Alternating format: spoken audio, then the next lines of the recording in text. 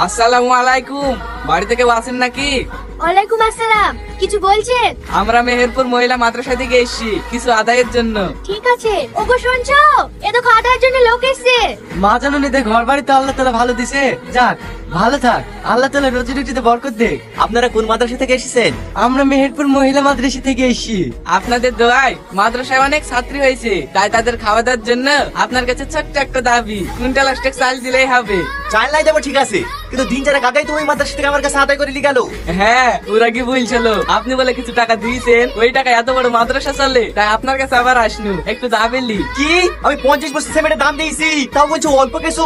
এই তোমার সেক্রেটারি এক্ষুনি ফোন লাগাও, আমি তার সাথে কথা বলবো। কি হলো দাঁড়িয়ে আছো যে? ফোন লাগাতে বলছি নি?